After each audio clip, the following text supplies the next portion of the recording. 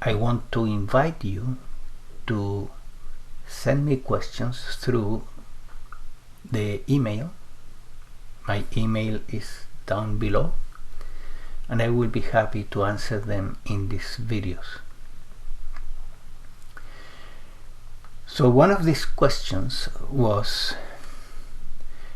well, if I don't exist and nothing else exists, then why bother, right? What's the meaning of being here? In fact, this person has children and still he doesn't seem to find meaning because of his discoveries of the unreality of everything. So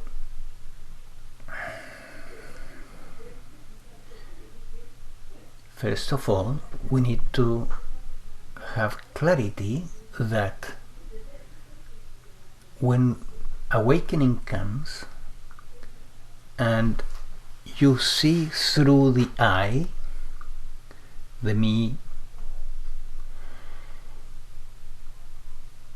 it's a relief. When you see that that thing doesn't exist, usually it is a great relief. And it comes also with the understanding that what is present in the mind-body organism is consciousness. And therefore, there is also a sense of gain, not of loss. You cannot lose something that you don't have already and you have never had, because it's imagination. But consciousness is real. It is the real. So there is nothing to lose with awakening. Now, in regard to the realization that everything else that we see, touch, or hear is not real either, well, that shouldn't disturb us, because all that in essence is you as consciousness, not as so and so, but as consciousness, because everything is consciousness ultimately. So whether that realization has come already or not, don't fear. Awakening and the realization that everything is consciousness, both should bring relief, more bliss into your life, and detachment, and there is nothing to worry about. It's just the truth. It's a beautiful truth. The truth will make you free, remember. So I hope this helps so that you don't lose meaning. Now, in the play, in the game of the mind, meaning is attained through service to others. That is what really gives meaning to the play, the game, is to serve others in whatever capacity you are good at serving others through your vocation. So finding your vocation and exercising your vocation gives meaning to your life. That is at the level of the game. That's the urge, the need of the soul. What is the soul? The soul is consciousness identified with the subtle energy body or astral body. which is an identification too, of course, but it's not as heavy as the identification with the physical body. It's more joyous and free. And the soul has the need to be of service to others. And that gives meaning to the soul to come here.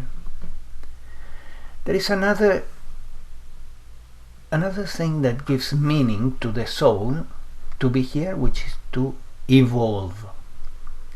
How does it evolve? By walking on the spiritual path, moving forward in the spiritual path. So at any time, at any moment of the day that you are practicing the presence, that you are somehow resting as awareness or resting in open awareness or just focusing in this center, any practice of the presence gives meaning to that moment, full meaning, because that is helping you also to evolve, helping the soul to evolve. Not you as consciousness. You as consciousness are complete. You are complete. But the soul as an astral body is like a super computer that keeps evolving through incarnations.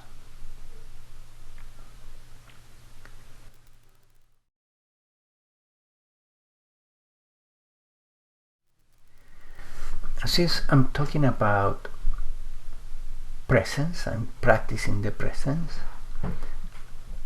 I want to invite you to consider and watch, observe how practicing the presence is easier when you are performing certain activities, and it's more difficult when you are performing other activities.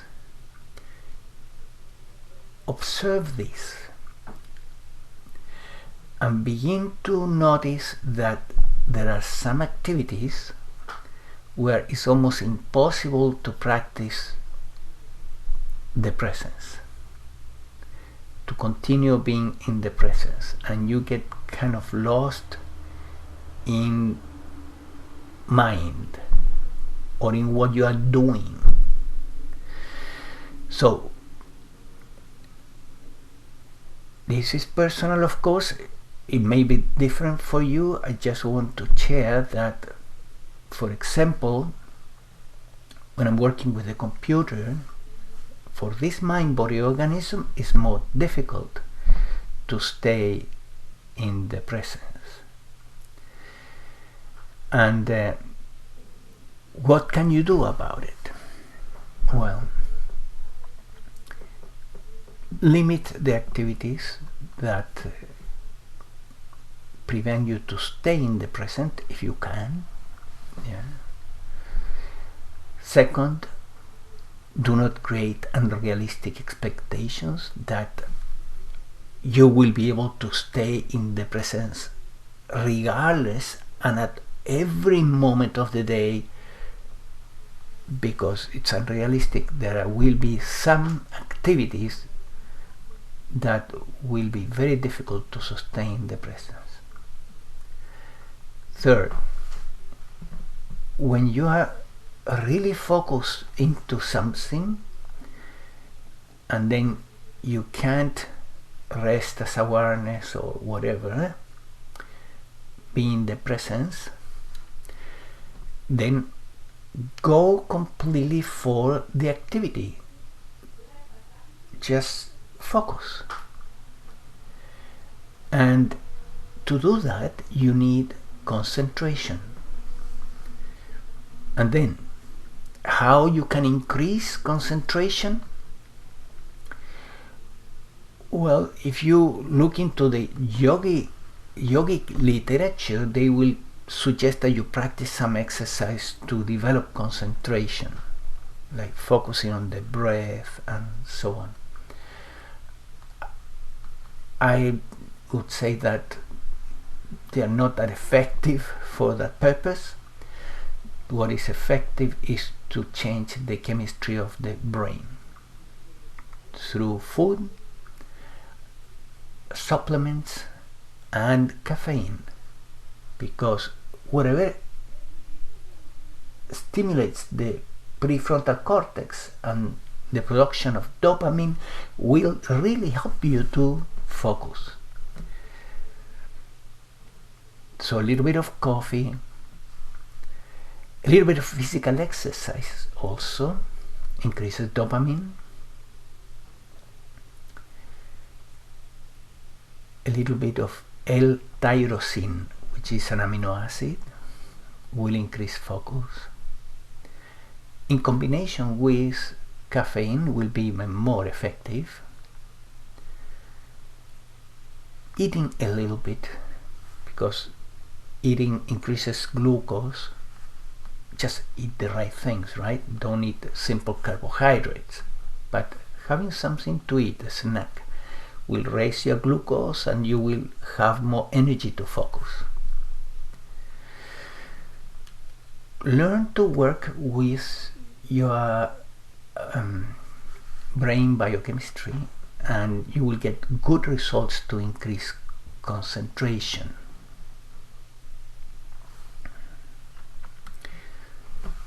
You can test your brain and your 4 main neurotransmitters in our website, brainoptimization.com, and then you will see a tab there that reads Test Your Brain, and you can take the BRAVERMAN test, and the BRAVERMAN test will give you information about deficiencies in your 4 main neurotransmitters and also information about your personality type from this perspective of the neurotransmitters. Which one is the neurotransmitter and the part of the brain where you function the most? If you operate mostly from the frontal lobe and dopamine, then you are a dopamine type. And then there is acetylcholine type, serotonin type, and GABA types. It's really fascinating, and obviously to learn about your brain biochemistry, which is an easy subject to understand, can help you a lot to develop concentration.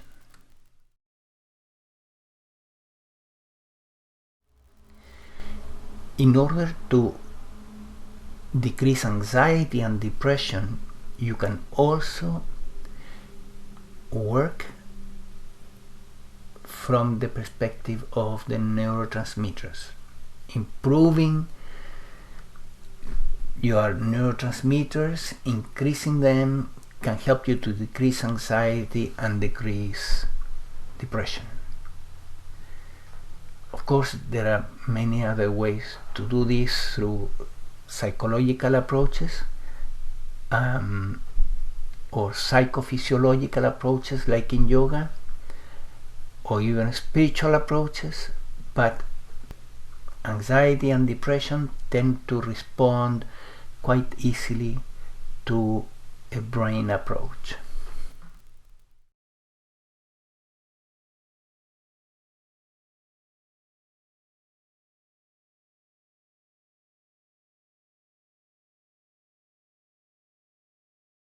The word Kencho comes from Zen. Kencho is like a state of enlightenment that is short-lived.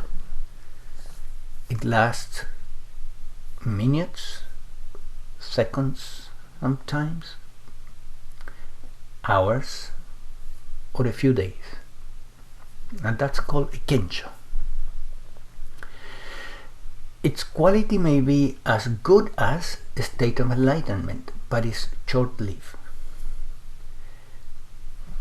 If the Kencho stays for a longer period of time, then Zen will say that you have entered Satori. And if it stays indefinitely, then enlightenment has been attained.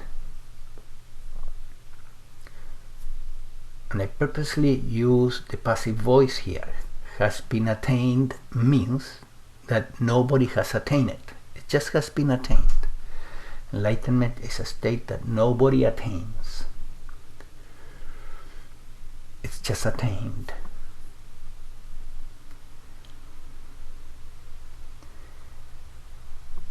If you are practicing the presence more or less seriously, it's likely that you are already having kenchos. And these kenchos are valuable because, as Zen explains, many kenchos, many through the years eventually lead to satoris, and satoris and kenchos eventually lead to liberation or illumination or enlightenment. So notice when these kenchos come, and here is the main point that I want to reinforce. When the kencho leaves, don't blame yourself. Don't make it into a big deal. Don't think that you have done something wrong. Know that it is completely normal in the spiritual path that you will go through many kenchos. They will come and go. One day you will enter liberation. That's normal. So if you enter into a kencho and then it is gone, just don't worry. It's part of the process.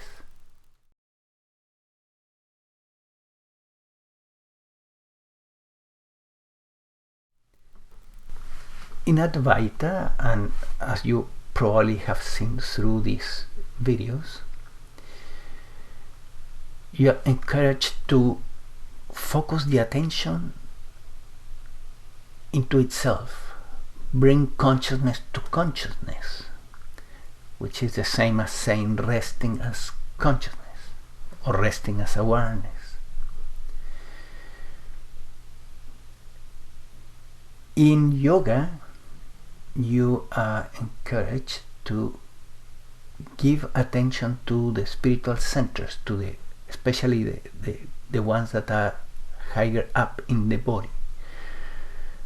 There is one center here, and the other one is in the heart area, here in the center, that are considered in yoga most suitable to practice the presence by focusing the attention here or in the heart.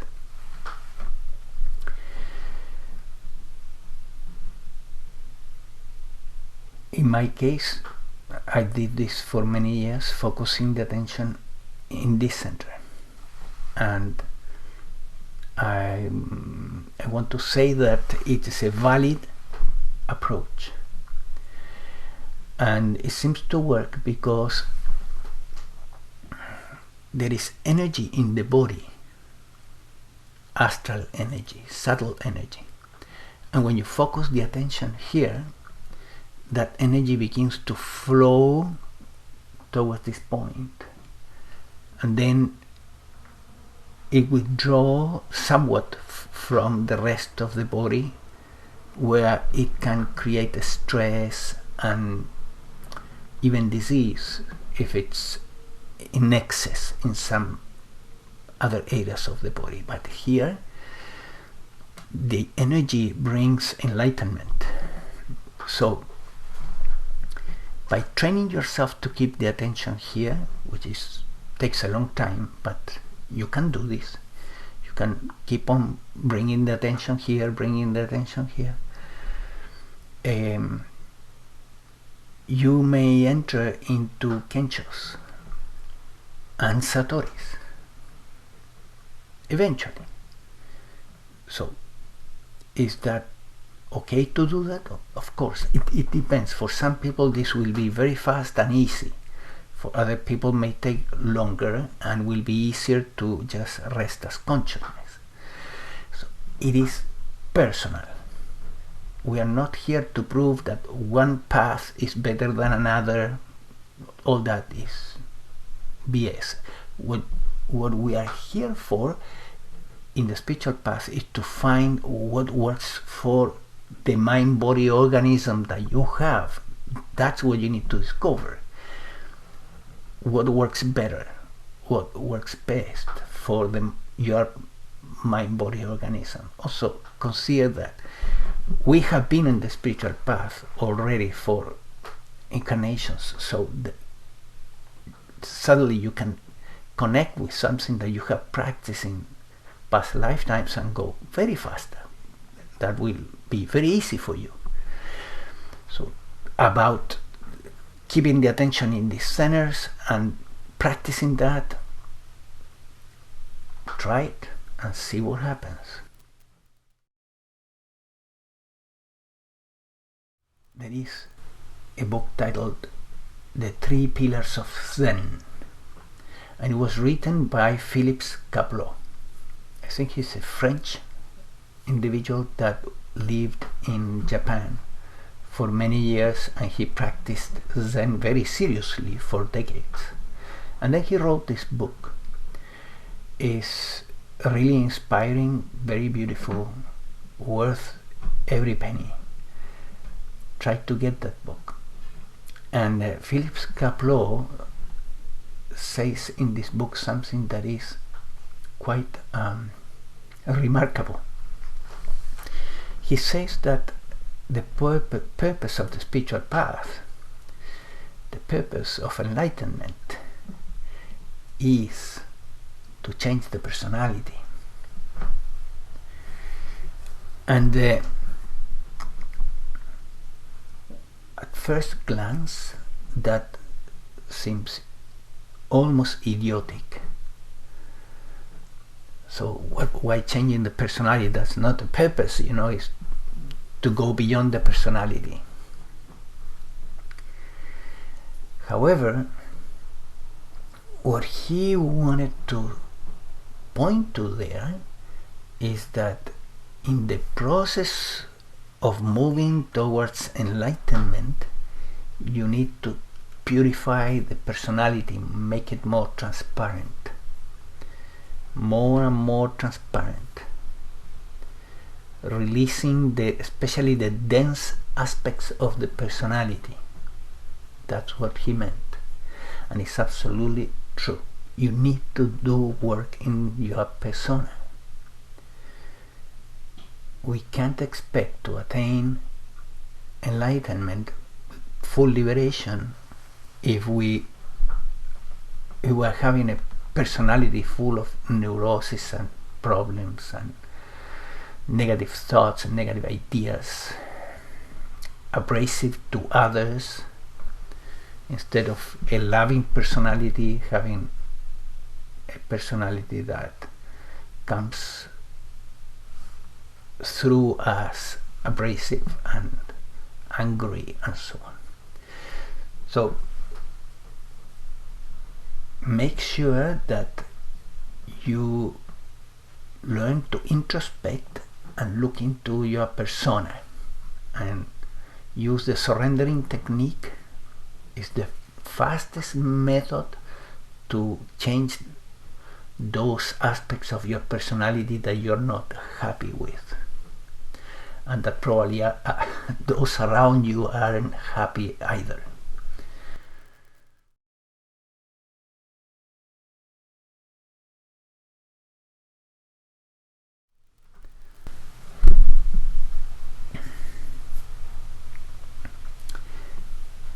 I just want to add that the practice of keeping the attention in this center by bringing the energy towards it seems to be helpful for fighting addictions, because usually addictions are connected with having too much energy in other centers in the body that trigger the desire for satisfaction of a particular addiction, whether it is alcohol or a substance and so on, or sex. In the case of sex, well, it's obvious, right? Because when the attention is in the lower centers comes the desire to have orgasm. But when the attention is here, then the sexual desire practically is gone if you keep it intensely here. So, of course, I'm not talking about normal enjoyment of the senses, whether it is a glass of wine or food or even sex. I'm talking about addictions, right? Keeping the attention here seems to help those who have issues related to addiction, to learn to keep the attention here. That's all. Again, I invite you to write to me at brainoptimization@icloud.com and send me your questions, and I can answer them through the videos. Bye.